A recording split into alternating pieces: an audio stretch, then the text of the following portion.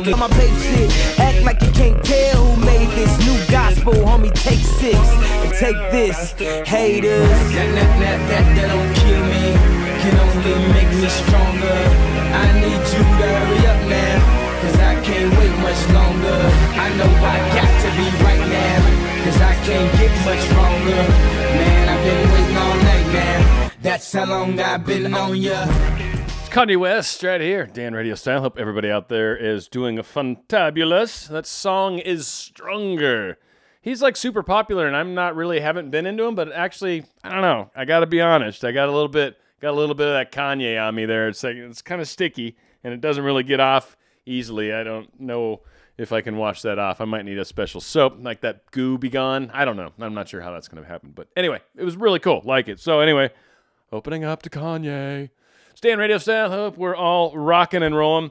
Hey, so this one's kind of about like when you know something's got to change in your life. Whatever it is, obviously you're manifesting, so this kind of should apply, but you might be looking for something very specific right now, and this might not be it. But on the side of trying to manifest something, we're trying to make a change from where we currently are to where we'd like to be. And there are a lot of times where that looking at right now aspect of it, right? That paying attention to the fact that I don't have what it is that I'd like. It's overwhelming. Maybe sometimes it's even hard to not notice, right? Maybe it's hard to not focus on. And we all understand what we focus on is obviously what we draw more attention to. We've talked about this numerous times. If you don't know that, hey, guess what? When you focus on things, you know, from the law of attraction perspective, and I certainly agree with it, you tend to create more of that outcome. You put more of that energy towards it. Is it like an immediate thing? Like, you think it? Like, no, I don't think we manifest quite that quickly. And for a lot of us, thank God, right? Think about it. How many times you have that crazy, like, God, I wish she was dead, right? And you're like, oh, no, I didn't really mean it, right? Because they just dropped dead all of a sudden. That would suck if we had that kind of power, right? So, you know, or the crazy things we say when we drive, you know, like, you know, we have hand gestures for that reason. It probably started on horse and buggy. I'm sure they flip some sort of bird, if you will. Probably threw an animal. That's probably where that phrase came from, right? You just threw an animal at the dude behind you. But anywho, getting off track, right? No, that's not a first. But when we know something's got to change and we try to get our minds off where we're at, because we don't want to keep adding more energy to it. We don't want to keep making that happen more, right? We want to change it. So maybe in the situation, some examples. Just try to see where the hell I end up right here. When you got bad blood. Bad blood. That means like a bad relationship. For those of you that are maybe not as crazy on my English. Bad blood, where you're not getting along with someone. You got a riff, a fight. Every time you guys get together, you get angry. There's a thing there that's like constantly, it's like, I don't know what it is, but we need to work through this, right? We keep getting in fights, and I don't want to, right? Or you've got one of these situations where someone's family sucks, so no matter what they do, it's horrible. Always blocking my yard, right? You're always yelling off at them. You got these situations where things happen. Get mad at the cashier for crying out loud. What the heck? You shorted me 45 cents. Like, I'm going to, you know, maybe more, hopefully more, right? 45 cents, but it could. Might have a living situation. I know a lot of us might fall into this. I was there once. I lived with someone, literally, we were together, and then we kind of broke up, but we were still living in the same house because I basically would have been homeless. It would have sucked. And she's like, all right, you stay in the spare bedroom, right? And so I'm in the spare bedroom, and she's going out at night trying to find a new boyfriend, like, while I'm living in the same house. I'm just like, this is hell, right? Like, I loved going to work. Going to work was the best part of my whole life because it got me the hell out of there, and it was the one place where I knew what I was supposed to do. I had no idea what I was doing in that particular relationship. So you can be living someplace that needs to change. You're not happy with it. You're not, I have to be somewhere, or I want to be living with so-and-so, right? I want to be moving in with my specific person, whatever your thing is. Could be relationship status. Again, might be a situation of maybe you're not happy in your relationship and you know it needs to change. You just don't know how. But you know it. You feel it. You know in every ounce of your being that it's probably going to change. And, you know, how do I deal with that? Or on the other side, obviously, when you're hoping your status becomes, I'm together, I've got a boyfriend, Facebook friends, I got a boyfriend, right? And you say some sort of, I don't know what the status becomes, like whatever, the stupid I don't like Facebook, I'm sorry. I call it stupid status, not because your status is stupid, but because everything statuses stand for are. Not you, though. That's beautiful. You're making use of what's there. I use that smiley emoticon a lot. And the little hearty one. I like the heart one too. And that's pretty lame. So, you know, I'm just as guilty. Don't ever think for 1 second I won't fall on the same sword that I make fun of often. You know, we see in others what we most dislike about ourselves. So please understand when I'm sharing all this stuff, I don't consider myself perfect, and you never should either. It's always an issue of I am doing my best to just share this stuff and give real-world examples, and I've got plenty of them to offer. Got some real cool stuff I've done, yeah, sure, but I still make mistakes on a regular basis. It's a lot of fun. It's how we grow, I think. It's how I'm growing anyway. So all those things are good reasons why we keep getting stuck in this concept of I keep looking at what's happening right now, right? We got all these different issues in our life. How do we get around that? How do we circumvent focusing on the thing that brings more of that thing? Right? A lot of us talk about it. I mean, again, for those of you that aren't fully in that, what you think about, you create more of.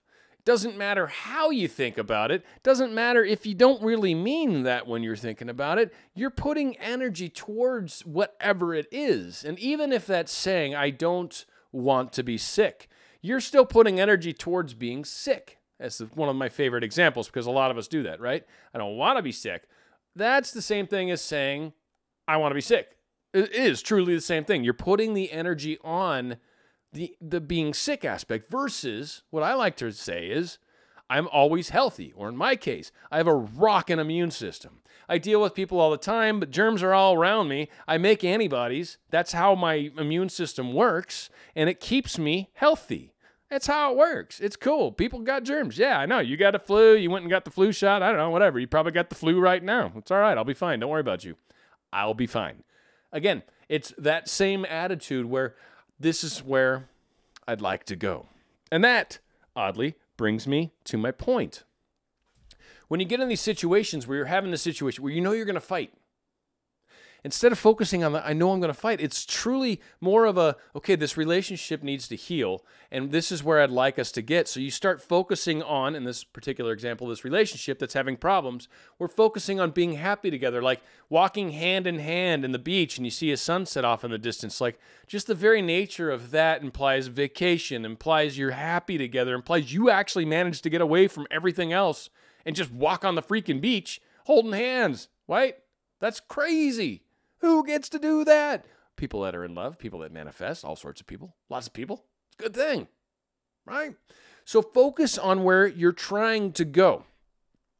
Don't focus on where you are right now. Focus, I get right now it sucks. I get it. But I'm involved in something right now that's what sparked this story, by the way. Real life examples by Dan. Where we want to go, where we want to end up is what matters in the big picture. It's where we're trying to get to, right? So maybe you've got a situation where your living environment needs to change. Instead of focusing on the fact that I need to get out of this place that I'm currently at and put myself out into a new environment, then focus on the new environment. What kind of place? Start looking at the house. Start looking at places you can rent. Start looking at what you can afford. Start looking into maybe getting a roommate. Start looking in that direction. Looking in a direction, by the way, when you do those kinds of actions, because a lot of people just want it to fall in their laps, and I'm not saying there's wrong. I'm not making a judgment. I'm just saying as an example, doing in those cases when you're looking, when you're actively like, hey, do you know anyone that's, needs a roommate? When you start going through friends, you start opening doorways, that opens the energy, that opens channels. Now, every person, for example, just to be very, easy for everyone to, like, here's proof. Like, when you talk to somebody about it, you've now opened a channel with that individual and everything he's connected to, or she. Could be she in this case.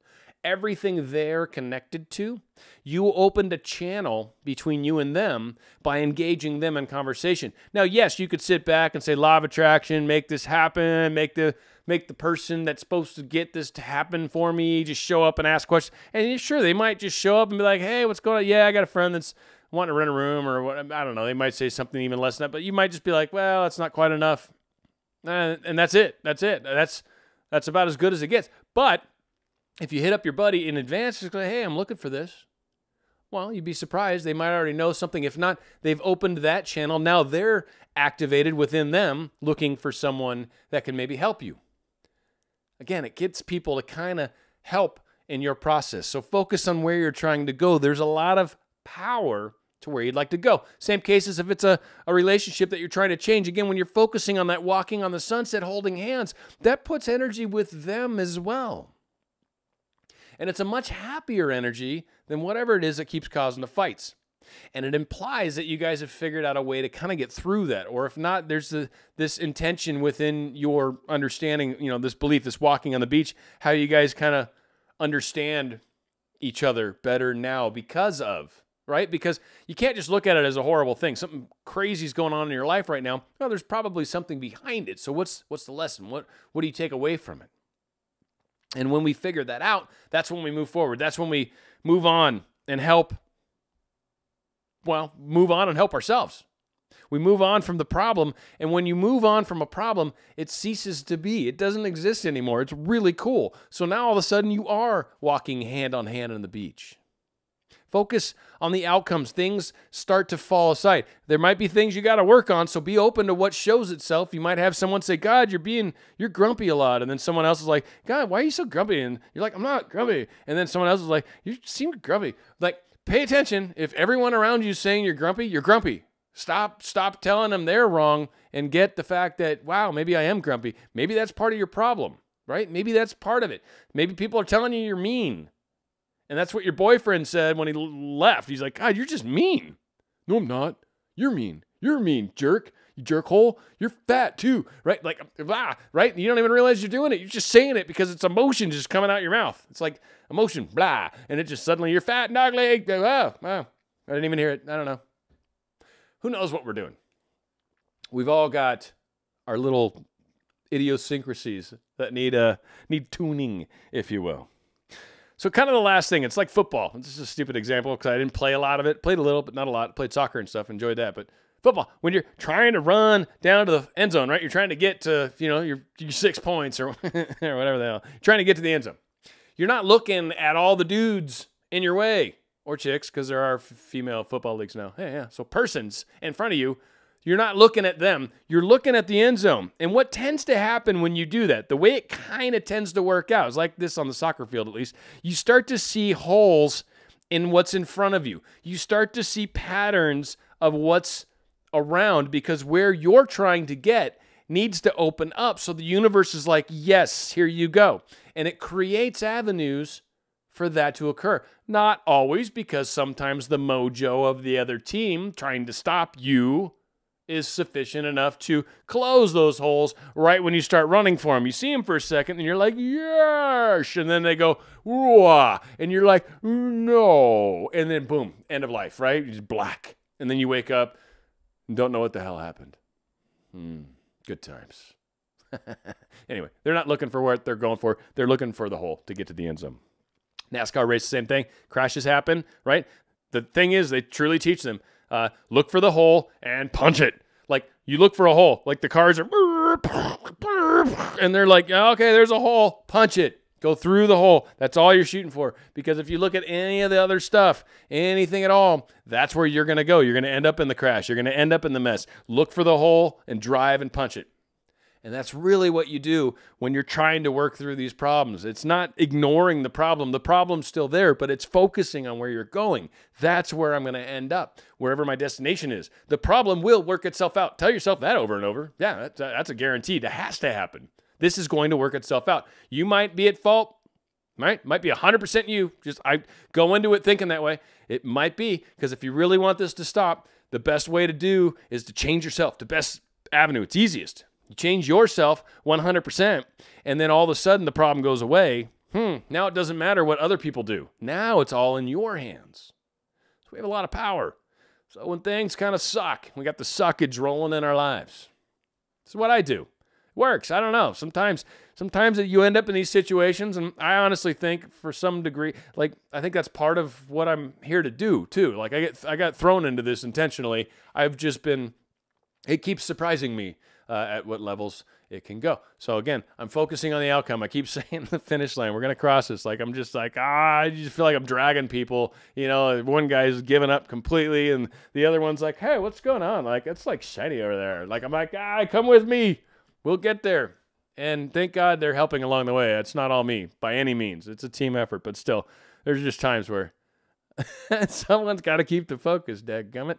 Anywho, that all being said, going out with a fantabulous song. This one actually means a lot to me, just growing up as a child.